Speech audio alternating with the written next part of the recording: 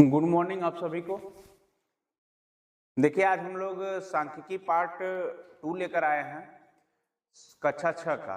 और कक्षा 6 के आज जो मूल प्रश्नमाली है 4A उसको हम लोग पढ़ेंगे और कल हम व्याख्यात्मक प्रश्नों को या एग्जाम्पल्स को आपको समझाया था कि इस तरीके से आपका हल होगा। तो आइए हम लोग समझने का प्रयास करते हैं। फिर भी मुस्कुराइए, हमेशा छुपाए हैं गम, मुस्कुरा कर हमेशा छुपाए हैं गम। उन लोगों को तो वक्त बताएगा कौन है हम, कौन है सिद्धू विनर क्लासेस के लोग। तो आइए हम लोग समझते हैं। तो यहाँ पे आज जो क्रम रहा इसमें कुछ बचा है एग्जाम्पल्स हमारा। आज एग्जाम्पल्स को समझते हुए हम लोग प्रश्नमाली 4A की तरफ बढ़ेंगे। तो हम समझते हैं कि आप लोग तैयार होंगे पढ़ने के लिए। पेन डाउन कर लीजिए और सभी लोग ध्यान देंगे इस पर। देखिए जब आंकड़ा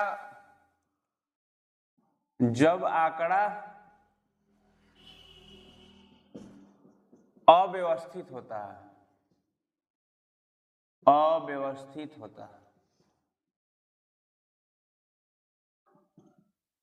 जब आंकड़ा अव्यवस्थित होता है तो इसको व्यवस्थित करने के लिए, जब आंकड़ा अव्यवस्थित होता है तो आंकड़े को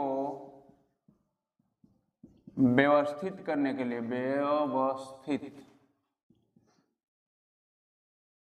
करने के लिए हम दो विधियों पर बल देते हैं, दो विधियों पर बल देते हैं। पहली जो विधि होती है ये होती है आंकड़ों का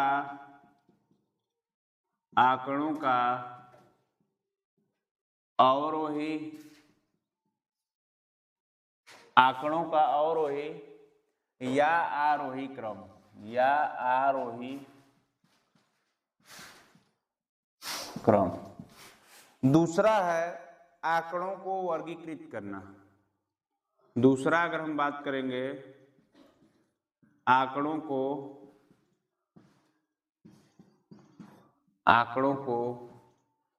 वर्गीकृत करना। देखिए दो विधि पे हम लोग काम करेंगे और इसी दो विधि का सहारा लेते हुए मैं पूरी क्या करूंगा, इस प्रश्नमाली को खत्म कर दूंगा। ठीक है, तो यहाँ पे सबसे पहले हम लोग समझने का प्रयास करेंगे कि आरोही क्रम क्या होता है। आरोही क्रम होता क्या है,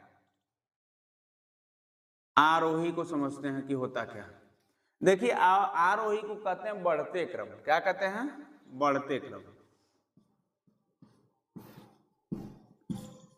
मान लीजिए कि कोई आंकड़ा आपके सामने प्रस्तुत है। मैं एग्जाम्पल्स के माध्यम से समझा देता हूं, आसानी से आप समझ जाएंगे। तो आंकड़ा है आपके पास 42 है, 40 है, 39 है, 32 है, 45 है, 46 है, 48 है, 50 है, 60 है, 70 है, 42 है, 43।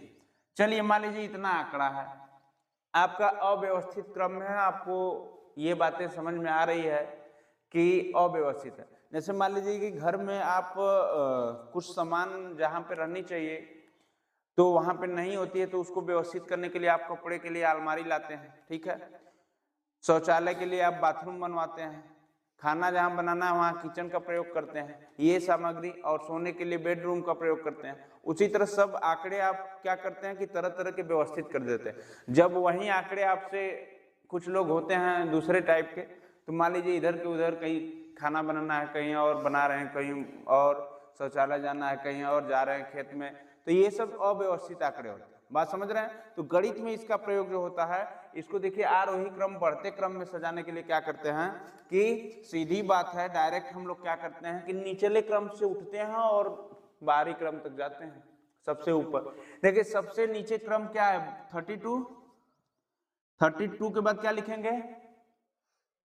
32 के बाद 39 के बाद 40 के बाद 42 के बाद 43 के बाद 45 के बाद 46 के बाद 48 के बाद 48 के बाद 50 के बाद 60 के बाद, बस आंकड़े कितने थे 1 2 3 4 5 6 7 8 9 10 11 1 2 3 4 5 6 7 8 9 10 11। अब क्या होता है कि आंकड़े जो हमारे थे ये बिगड़े हुए थे, अव्यवस्थित रूप में थे, अब यहाँ पे क्या हो गए व्यवस्थित रूप में हो गए। बात समझ रहे हैं? तो आरोही जब भी पूछे तो आप समझिएगा बढ़ते क्रम, और जब बढ़ते क्रम को कैसे लिखते हैं इस तरह लिखते हैं। आगे हम लोग समझने का प्रयास करते हैं कि जब हम लोग आरोही पढ़ लिए तो आते हैं क्रम में अवरोही के। तो यहाँ पे देखिए अवरोही को कैसे समझना है। अवरोही, इसी प्रश्न से मैं दोनों का जवाब दे देता हूं। इसी प्रश्न से देखिए अवरोही का मतलब क्या होता है घटते क्रम। इसको क्या कहते हैं घटते क्रम, घटते क्रम। और जब घटते क्रम कहते हैं तो यहाँ पे देखिए उल्टा हो जाता है, इधर सीधा गया। अब पहले बड़े को लेंगे हम लोग, तो बड़ा कौन है 70, उसके बाद 60 50 48 46 45 43 42 40 39, उसके बाद क्या है 32। तो ये आपके कौन से आंकड़े आ गए, ये व्यवस्थित हुए अवरोही में हुए। एक तरफ से हम लोग बड़े को चुनेंगे, उससे छोटा उससे छोटा उससे छोटा उससे छोटा उससे छोटा और बाद में आकर सबसे छोटा। ठीक है, आरोही क्रम, बढ़ते क्रम, अवरोही मतलब घटते क्रम। तो ये चीजें आप थोड़ा सा राइटिंग कर लीजिए।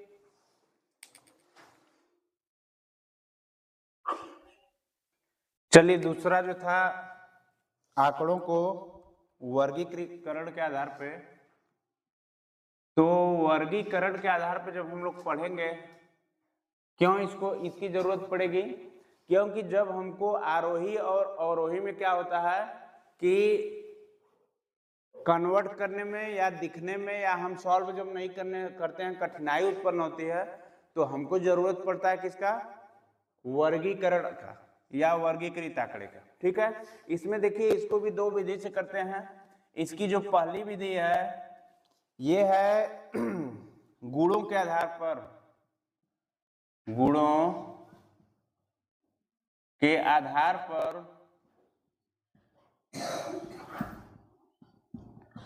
वर्गीकरण,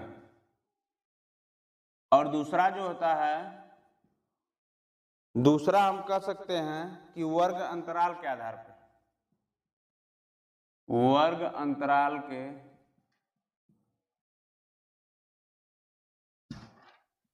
आधार पर वर्गीकरण।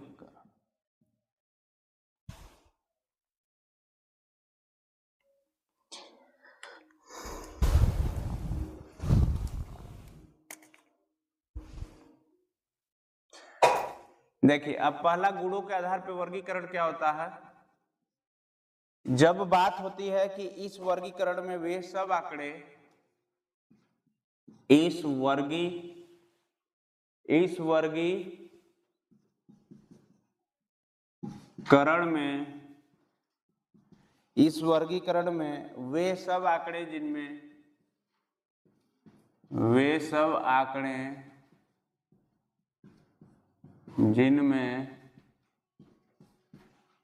इस वर्गीकरण में वे सब आंकड़े जिनमें एक ही प्रकार के गुण होते हैं, एक ही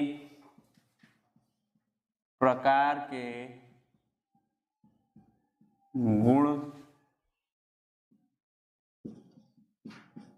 होते हैं, एक ही प्रकार के गुण होते हैं, ये एक वर्ग में रखे जाते हैं।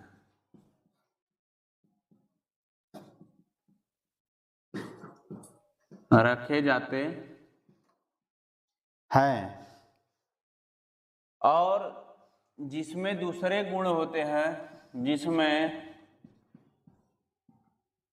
दूसरे गुण होते हैं दूसरे वर्ग में रखे जाते हैं, दूसरे वर्ग में रखे जाते हैं। देखिए जैसे हम अगर बात कर रहे हैं कि कभी भी आपसे पूछ देगा कि शहरी जनसंख्या या ग्रामीण जनसंख्या के बारे में, तो एक तरफ शहरी का कॉलम बना लीजिएगा, शहरी, और दूसरी ग्रामीण। इसका एग्जाम्पल मैं दे देता हूँ। जैसे आप प्रदेश का नाम लिखेंगे, ग्रामीण लिख लेंगे, प्रदेश का नाम लिखेंगे और इधर क्या करेंगे, ग्रामीण लिख देंगे, फिर प्रदेश का नाम लिखेंगे, किसका, ग्रामीण, या कर देंगे शहरी, ठीक है, और योग का कॉलम इधर बना लेंगे। बात को समझिए। जैसे मान लीजिए प्रदेश की कुल जो संख्या है ये मान लीजिए कि 2 लाख है, मानना है, वैसे है 25 करोड़ से ऊपर यूपी की जनसंख्या। तो अभी आंकड़े जुटाए जा रहे हैं, जनसंख्या का जो है कैलकुलेशन किया जाएगा। तो अभी तो 2011 की जनगणना के हिसाब से ही हम लोग चल रहे हैं। तो बाकी 2 लाख मान लीजिए, तो इसमें मान लीजिए कि 1 लाख क्या है ग्रामीण जनसंख्या और 1 लाख क्या है शहरी। तो यहाँ पे कितना हो जाएगा, 2 लाख। बात समझ रहे हैं। इसी तरह हर गुण के आधार पे वर्गीकरण को हम एक जगह लिखेंगे। जैसे कि मान लीजिए 2 गुण इसमें विकसित रहे, एक शहर के लोग फैशनेबल ग्रुप था और एक ग्रामीण लोग, ठीक है। तो ग्रामीण लोगों का रहन सहन अलग होता है, ठीक है। आप सोचिए कि शहर में मान लीजिए कि आधा बिस्वा जमीन है, उसी में रहना खाना सब हो जाता है, और गांव में ऐसा होता है, गांव में लोगों को कम से कम 5 बीघा न रहे तो संतोष नहीं है, ठीक है। तो आप तो वैसे भी मान लो धीरे धीरे कम होता जा रहा है सब कुछ, लेकिन ग्रामीण और शहरी में अंतर समझ में आएगा आपको। तो इनकी क्या होगी, गणना अलग अलग आप लोग करके योग कर लीजिएगा अलग से, ठीक है। ये तो रहा एग्जाम्पल। अब वर्ग अंतराल के आधार पर वर्गीकरण देख लीजिए, नोट कर लीजिए पहले। देखिए दूसरा है वर्ग अंतराल के आधार पर वर्गीकरण। तो दूसरा हम लोग जब लेंगे तो देखिए जब आंकड़ों की संख्या, जब आंकड़ों की संख्या बहुत अधिक, जब आंकड़ों की संख्या बहुत अधिक होती है, जब आंकड़ों की संख्या बहुत अधिक होती है और केवल गुणों के आधार पर इनका, और केवल गुणों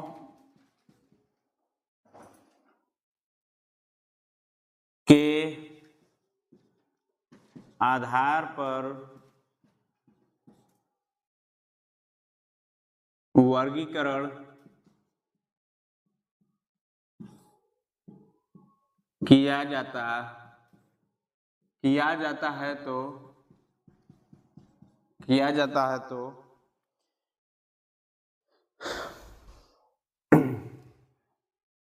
इनके उद्देश्य की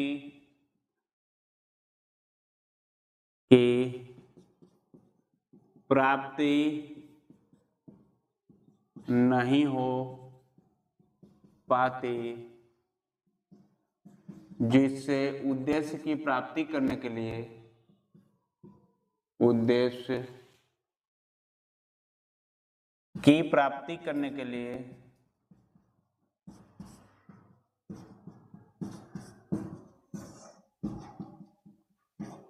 की प्राप्ति करने के लिए वर्ग अंतराल के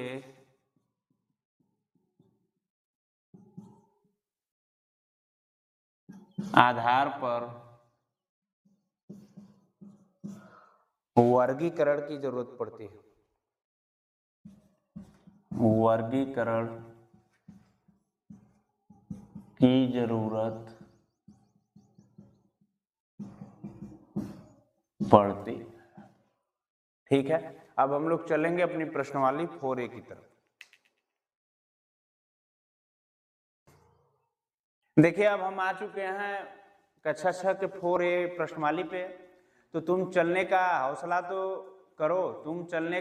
तो करो, दिशाएं बहुत हैं, कांटों की फिक्र मत करो, तुम्हारे साथ दुआएं बहुत हैं, तुम्हारे साथ दुआएं बहुत हैं। तो इसी के साथ हम चलते हैं पहले प्रश्न की ओर। इसमें 3 प्रश्न दिया है। पहले प्रश्न में कह रहा है कि किसी मोहल्ले में 10 परिवारों में सदस्यों की संख्या निम्नवत ज्ञात की गई है। देखिए इस परिवार में 10 सदस्य हैं और इनकी संख्या क्या की गई है, निम्नवत ज्ञात की गई है। और आंकड़ों को आरोही क्रम में व्यवस्थित कीजिए। आंकड़ों को आरोही क्रम में व्यवस्थित कीजिए। ठीक है, देखिए अब बारी है कि आरोही क्रम में लिखना है। बहुत ही आसान है, मैं बताया हूं आरोही क्रम में कैसे लिखेंगे इसको। तो आइए हम लोग सॉल्व करते हैं, इसको लिखते हैं आरोही क्रम में। देखिए पहले सबसे छोटा मैं बताया, सबसे छोटा इसमें क्या है 2, फिर क्या है 3, फिर क्या है 5, 2 3, अच्छा 3 2 बार है तो 2 बार जो होगा उसको 2 बार लिखेंगे, 3 फिर 4, उसके बाद 5, अच्छा 6 भी 2 बार है, ठीक है 6 2 बार है, 7,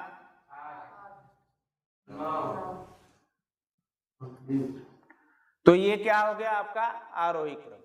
ठीक है, नेक्स्ट हम बातें करेंगे इसको अगर वर्गीकृत सारणी में कन्वर्ट अगर करना चाहेंगे तो बाद में सबका नंबर लिख लेंगे, 2 का 3 का 4 का 5 का, उसके आगे जितनी बार आया होगा 1 कर देंगे, जितनी बार आया होगा उसके आगे 2। जैसे कि मान लीजिए अब 3 आया है, 3 के आगे 2 पाई खींच देंगे। बात समझ रहे हैं, 6 2 बार आया 2 पाई खींच देंगे, बाकी सिंगल है तो उसको छेड़ेंगे नहीं, रहने देंगे। दूसरी बात है इसको सॉल्व करते हैं। निम्नलिखित आंकड़ों को आरोही क्रम में रखिए, सेम प्रश्न है तो आरोही क्रम में रखिए, सॉल्व करिए इसको। तो सबसे पहली जो छोटी संख्या क्या है 2 है, उससे बड़ी 4 से बड़ी, 6 से बड़ी, 8 से बड़ी, 9 से बड़ी, 12 से बड़ी, 22 से बड़ी, 23 से बड़ी, 24 से बड़ी, 25 से बड़ी, 25 से बड़ी, 29 से बड़ी, 32 से बड़ी, उससे बड़ी, उससे बड़ी, उससे बड़ी। बस ये रहा हमारा आरोही क्रम में। कितना आसान है, नोट कर लीजिए पहले। देखिए तीसरा प्रश्न है आपके सामने 4A का। किसी कक्षा की 10 बालिकाओं के प्राप्तांकों का प्रतिशत निम्नवत है क्या 67%, 55%, 57%, 42%, 73%, 75%, 62%, 61% और 74% और 33%। आंकड़ों को अवरोही क्रम में व्यवस्थित कीजिए। बस अवरोही मैं 2 प्रश्न को पढ़ाया, आरोही अवरोही को भी पढ़ाया। मैं ये अपेक्षा करता हूं कि कोई भी छात्रा आए और इस क्वेश्चन को सॉल्व करके जाए यहां से। चलिए सॉल्व करके आप दिखाइए। ये हैं काजल जी, थोड़ा बड़ा बड़ा लिखिएगा, बहुत जगह है आपके पास।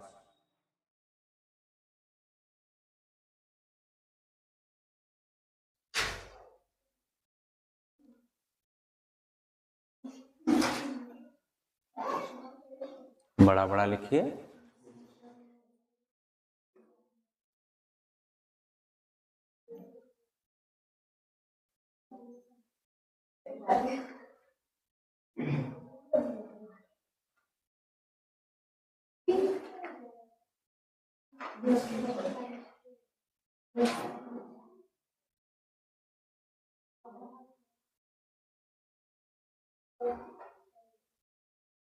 और बड़ा बड़ा लिखिए।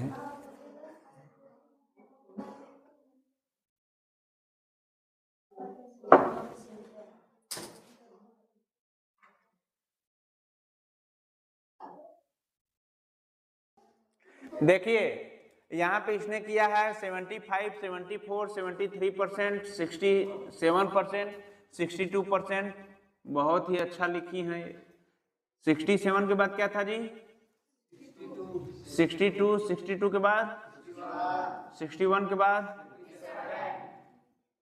60, अच्छा 57, 57 के बाद 55 के बाद 42, उसके बाद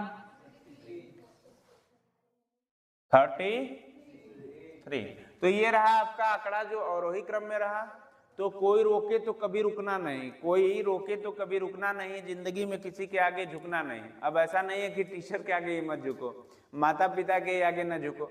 नींदें पूरी हो ना हो, नींदें पूरी हो ना हो, मेहनत करने से मुंह मोड़ना नहीं, मेहनत करने से मुंह मोड़ना नहीं।